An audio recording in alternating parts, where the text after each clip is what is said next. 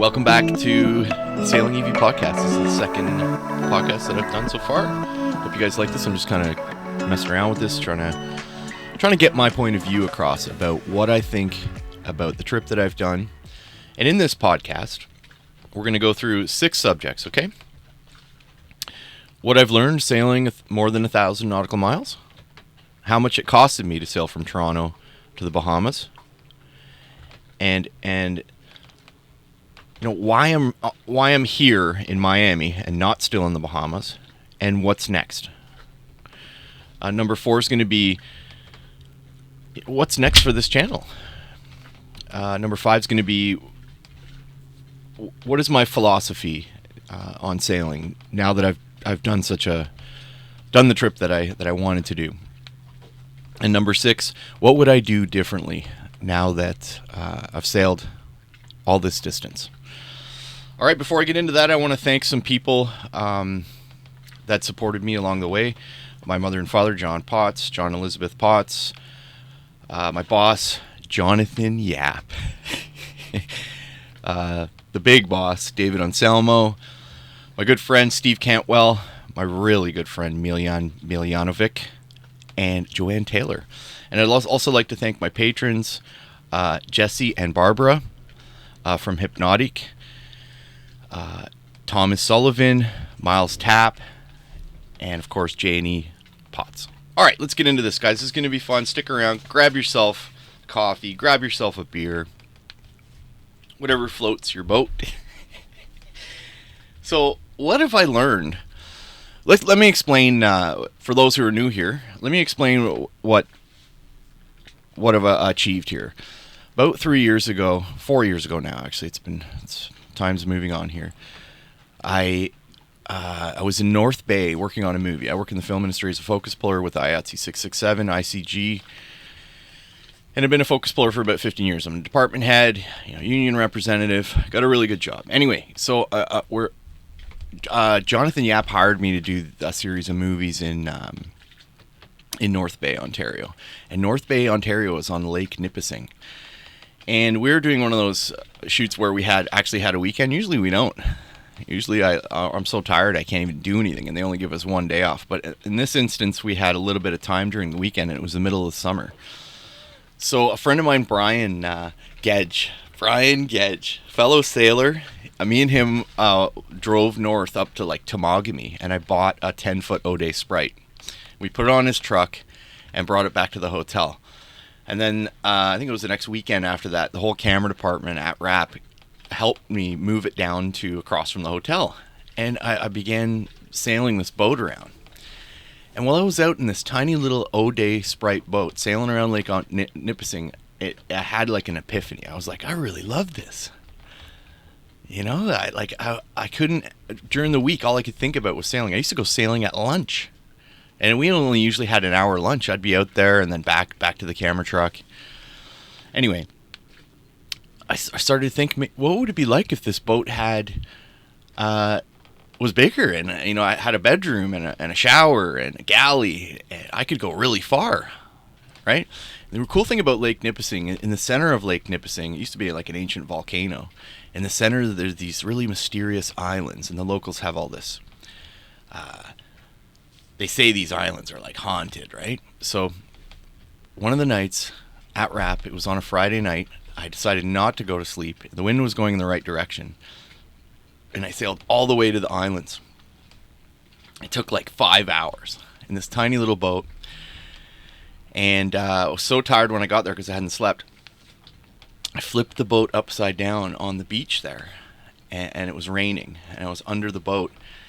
And I remember just like dozing off to sleep, and I heard someone say, "Michael." And it really scared me. And I was like, I got to get out of here. This is freaky.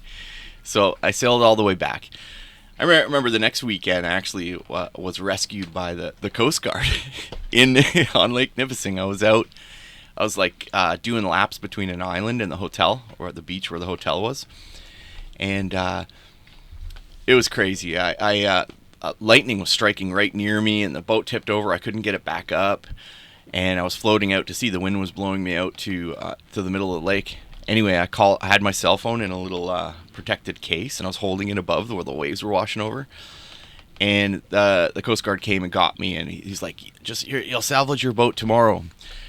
And they drove me back in. The police boat drove me back in, and the next day the boat washed up on shore, and the cops called me. They're like, "Yeah, they really want you to get your boat. A lot of people are calling about it." Anyway, I love the adventure of sailing, and in many ways, those days on that small dinghy were just equally as to me sailing all the way to the Bahamas, guys. You don't need a big yacht to really enjoy sailing. You can get yourself a sailing dinghy. That's where I suggest you should start. And these little day hops you can do teaches you so much about how the wind, how to sail through the wind, and how to use the wind to get somewhere. Okay, this boat had no engine, right? So there was times where I had to wait, and just something really special. So what have I done on the in and around then? I said, you know what, I got to get me a sailboat. So I started looking into sailboats, and it took like a year. And eventually, I was on Yacht World, and there was Evie. She was in Georgian Bay, and I went up to Georgian Bay, and when I first saw her, I couldn't believe it. I was like, oh my God, there's something about a boat that's over 30 feet. It's so big when it's on the hard, and its hull is so huge. And I fell head over heels in love with her right away. And I went inside and looked around, and I'm sitting in her right now in Miami. So eventually, I went and said on the internet, I'm like, I started a sailing channel because I was watching like SV Delos, that sort of thing, in my spare time that I had off. And before I knew it, I was saying on the internet, oh, I'm going to sail my boat to the Caribbean. Originally, I wanted to go to Grenada. Now, Toronto to Grenada, Florida is about halfway. Okay? Like when you get to Miami, you're about halfway to Grenada. So eventually I revised it to the Bahamas. So what I did is I saved my money over 2 years. I lived in the marina. I lived on the boat in the winter.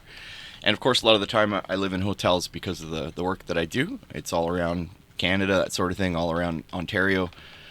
So I was able to save up enough money and get the insurance and get the boat already. I rebuilt the engine. I really made some modifications that I thought would be helpful. I added solar panels, and I got all the things that I needed. And then, about a month before, I made the decision. I'm like, okay, we're going to do this. And I untied the lines, and I left the harbor there on Lake Ontario in Frenchman's Bay. And I pointed my bow towards New York, and I left everything behind. And I remember watching the power station in Frenchman's Bay disappear in my wake. And right then and there, I was scared. I was scared shitless. It was the hardest thing for me to do to actually... I remember going shopping and provisioning just before I left. I was like, dude, what are you doing? This is crazy. Like, once you leave that slip, you're done. Like, you've committed. And it was hard to do. I felt it's so hard to explain it. I felt really timid. I was like, oh my God, man, this is a big deal. But once I had left, I felt better. And I did like a 27-hour sail and made it all the way into Oswego, okay, where I pulled my mast down and I started into the canals. You guys can watch all those videos. I went with the mast down. I went down through New York, heading towards New York City. Oh, it was incredible. Made it into the Hudson River, and slowly made my way towards New York City.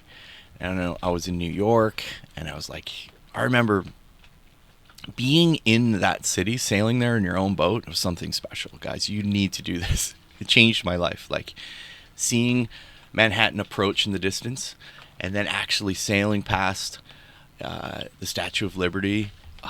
It was amazing. And then there's always more of a challenge. You're like, oh, if I could just get here, then I'll be okay. If I could just get here, and that's been my life for like the last 5 months. It's always like, oh, if I could just get to South Carolina. Oh, if I could just get to Florida. You know what I mean? So I was in New York, and I decided, all right, we're gonna head out on the Atlantic for the first time. And I waited just behind the Statue of Liberty. There's this perfect little anchorage there, and I provisioned and yeah, I went and got a pump out, got some diesel, and there I was heading out on the Atlantic Ocean. It was something unbelievably special, seeing these huge tankers go by, and yeah, I made it into.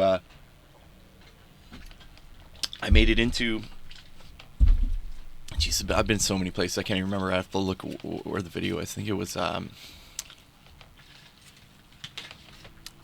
somewhere in New Jersey. Belmar Beach, I think it was. There was actually a murder on that bridge where I stayed in that video there. A couple years prior, some guy had thrown a lady off the bridge there. I never knew that until I was watching a podcast in the future. Anyway, absolutely crazy to be out on the ocean sailing your own boat south. And I was single-handed. I'm still single-handed. And I'm going to talk a little bit about that, being single-handed and what it's really like. And I'll tell you guys, it's hard. Bring your wife, bring a girlfriend. Single-handing is for a certain type of person. Like if you're Lenny the Legend, I don't know if you guys remember Lenny from episode 1. I talk with Lenny like weekly. Me and him are like best friends. He's great. Len Hilton, and he's in the East Coast. He sailed his boat all the way to the East Coast.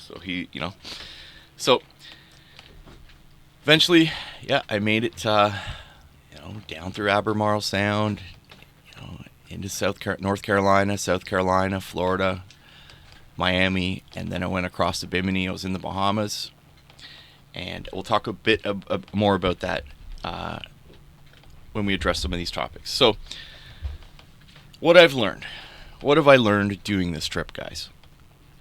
Hands down, 100%. First thing, okay, you must have a good diesel engine or electric engine that works and you understand it. The most important thing, when you buy a boat, you're basically buying an engine that comes with a boat. Okay? The big red flags should go off when you see a boat that the engine looks like shit. Okay? You can tell when someone's worked on that engine. Now, I took the head off, you know what I mean? I redid the valves.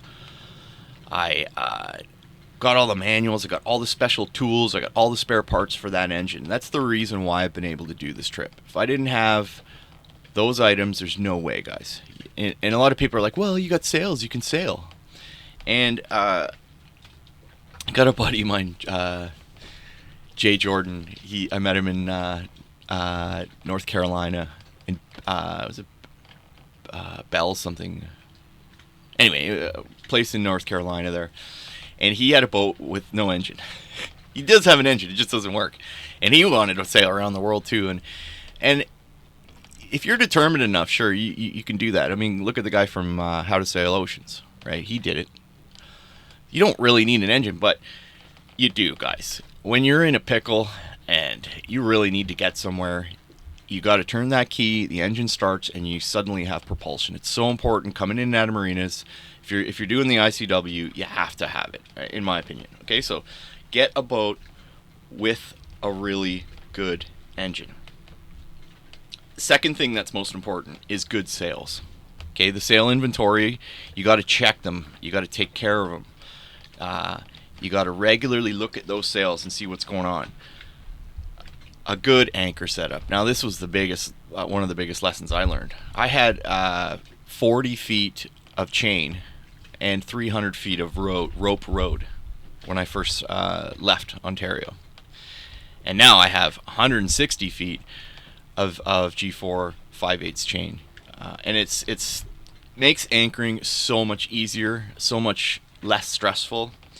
Having a full bit of chain with a snubber, so important, guys. Now, I don't know how people do it without a windlass. I have a windlass, and it's great. I push a button and that anchor comes up. I push a button, that anchor goes down. Okay, I have 3 anchors now. I started with 2. I got an extra one because I knew there was going to be Bohemian mooring. Okay, so Okay, having spares. So important, guys. You got to have all the spares for everything. I mean, water pump, have a spare. Impeller, got to have a spare. You just got to have spares. Lots of circlips, lots of little parts that you'll need. Just stuff them away somewhere. Have all the tools, have all the understanding of how to install these things. And guys, to all those people out there that they've purchased their sailboat, maybe they've taken it out for a week and came back and to the dock, and you're not a captain until you've done 1,000 nautical miles. When I'm out here and people say, yeah, captain, they'll call you captain, but you're not really a captain until you've taken your boat more than 1,000 nautical miles. Okay, which I have done. I consider myself a captain. All right. So I'm sorry, that's just the way it is. Maybe I'm wrong about that, but in my mind, that's the goals that I set out. All right, guys, don't bring your baggage with you out here. Sailing's not going to solve your problems. Okay, just because you live on a yacht doesn't mean you're rich. Okay, and your problems are magnified out here, especially single-handing. So don't bring your baggage with you. It's just going to pile up on the decks and in your cockpit, and it will sink you. You need to be focused out here. All right, so let's move on to topic number 2. How much it costed me. All right, so guys, I'm the worst with money. I'll tell you.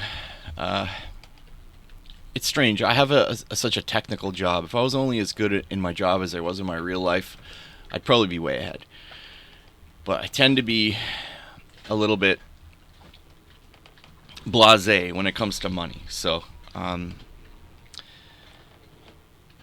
just going to bark out a ballpark figure here. And I'm not going to go too much into detail on how much it costed. But yeah, it's basically cost me about $18,000 to sail from Toronto to Miami and spend 5 months at anchor.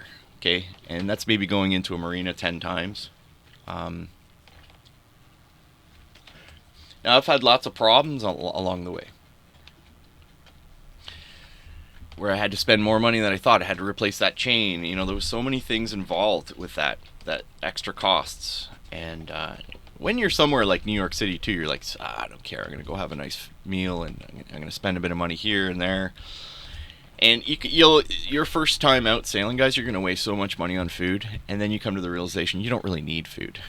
I mean, it's crazy how much money I spent on steaks and beer, and like I filled my hold with booze and barely drank any of it. It was such a mistake, and I wasted money on that. You can just get away with beans and rice and just kind of get used to your daily portions, and make sure you got a good coffee machine and a backup, and backup coffee and a backup mug, because I broke my at one point I broke my coffee press, and it changed everything. I was like, I can't make the coffee the way I needed to, so I ended up buying 3 of them, and I've broke 2 of them so far on the trip. So you're going to spend quite a bit on provisions, and maybe $2,000 to $4,000 in diesel, because I motored quite a bit of the way. I thought I was going to sail the whole way, but this boat, it's going to be different with everyone's boat. Okay, maybe a lot less than that actually. I wish I could. I'll try and work on the costs and talk about that in the future. Let's move on. Okay, so why am I here in Miami? Why am I not in the Bahamas, guys? This is topic number 3. So in Miami, I had to spend like 10 days here.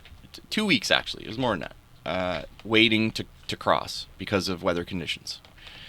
And at the end of it, I said I was sick of waiting, and I took a risk, and it really screwed me.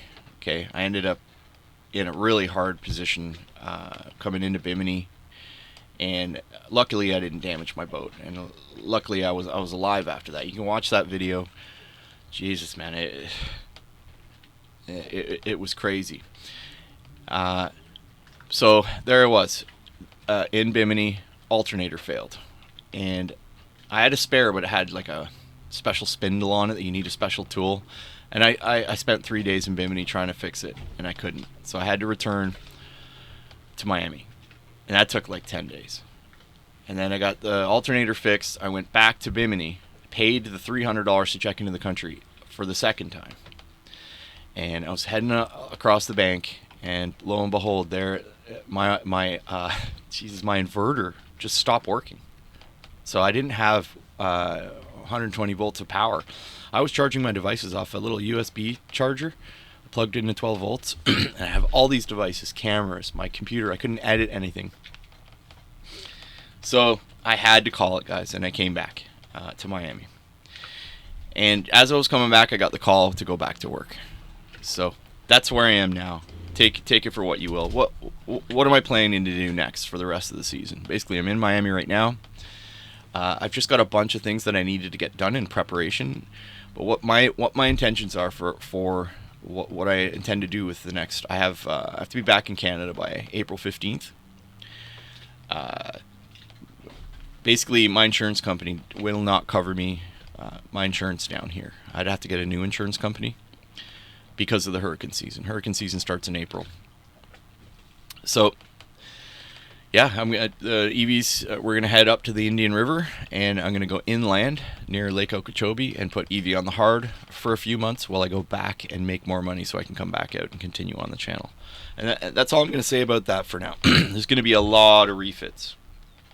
What's damaged on my boat right now? The Genoa's ripped. The dinghy engine doesn't work. Okay, there's so many problems I have on this boat. There's growth on the bottom now, and it just keeps building up again. I need to paint the bottom. I need to do inspections. I need to do a bunch of work to this boat for next season. Okay, so what's next for the channel? Topic number 4. What I plan on doing is this.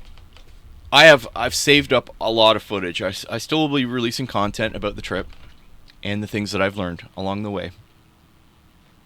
And this is what I've come up with. I'd like to do. Tell me what you think, guys. Those of you who are really into this channel, Sailing EV. I want to make this boat electric, like I originally wanted to. Sailing EV. This boat is named Evelyn, and that's a very personal reason. And I may go into that in the future. But essentially, this boat, I wanted to make it electric. I've some experience with electronics. Okay, I really do. I'd like to make this boat fully electric eventually, or at least hybrid diesel. I don't know. So that's a consideration. But what I was really thinking we'll do with the channel is it's kind of like going to be a vote your own adventure sailing channel, where people who are patrons or members get to vote on where the boat goes. And I put out a list of places where we can go. Everyone votes, and we go there. And I make I make videos about it. You know, like, do we want to go to Grenada? Do we want to go to San Blas? Do we want to go to Georgetown or Bermuda or Scotland or Egypt or the Mediterranean? You know, it really is up to you guys at the end of the day. And that's the way I'd like to run the channel for season 6. Okay? Let's move on to topic number 5. My philosophy on sailing. All right, guys, what's fascinating to me is that your house floats. If you're going to go out and buy a house, you're stuck in some neighborhood somewhere. Okay? And you're stuck with a mortgage payment for the next 35 years. You're stuck there. What I love about a home that floats is, and it can move around by the power of the earth's wind. I mean, that to me is fascinating. I mean, it's crazy. Like, think about that. And I think there's a lot to be said about the power of tides, the power of wind. I want to get right into creating my own energy. I love how this podcast right now, you guys are listening to a podcast that was created from sunlight. I've been at Anchor here in Miami. Okay, it charged the solar panels. The power for this podcast came from the sun. I'm fascinated with that. So I want to get into hydroelectric power, wind power. I got all sorts of ideas, and we're going to talk about that in future podcasts and future videos. Okay? My philosophy of sailing is very simple. I came out here to find out who I really am. And how I achieved that goal? I think that's something you just will achieve towards the end of your life. But yes, I've learned quite a bit about myself, what I really want to do with my life. And sailing has been such an important thing for me because I'm a bit of a workaholic. I really need something to do. If I'm stuck sitting in front of a screen in some room somewhere, I get depressed. I just hate life.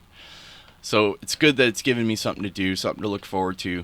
It's been the absolute best decision I ever made in my life, was untying the lines that day and leaving the marina and heading out on this crazy adventure. Okay? It is so important that you follow through with your goals, because if you don't, it could make things worse and you're like, oh, I failed, and then it just spiral off into depression, right? No, I didn't fail. I did what I said I was going to do. I sailed to the Bahamas. I think we've had a successful season so far. All right. Topic number 6. This is the last topic, guys. I know this podcast is long. I hope you guys are learning some things here. And we'll talk more about stuff in the future on videos and podcasts. So stick around. Give me a like. Make a comment. What would I do differently? Okay. For one, I'd bring a partner out here. Okay. A woman. I'm just the type of person who does more having a partner there. It's easy to be lazy when you're on your own. You're like, don't worry about it. And it's great. It's been relaxing. And I've learned a ton, but no, I got to bring someone else out here with me. So hopefully next season I'm going to have someone with me. And I'm going to work on that. Believe me. I'm going to work on that. 2, I would have recorded more clips in the really stressful situations I was in. A lot of the time, you when you're in a life-threatening situation on a sailboat, you're not worried about making videos. You know, did pretty good with that this season, but I could have done better. I think I'll change that. 3, I'm considering getting an air conditioning unit because it's so hot here in Miami. It's unbearable. The fans are pretty good. You gotta have a fan. When you don't have an inverter and you got no fan, it's pretty bad. You're sweating there at night. It's brutal. Okay. Thinking about doing like full-time recording, like maybe installing cameras all over the boat so that it just goes to a main hard drive and I record my entire life so that it's always running and I can go back and save clips. I'm thinking about doing that. I would have mounted a huge spotlight. If you're going to do the ICW, especially the full Eastern Seaboard, have yourself a massive spotlight mounted on your boat. You can turn on at any time, because if you're stuck in a situation where you're in the dark, you got to have lights, guys. There was so many times where that boned me and I almost wrecked the boat.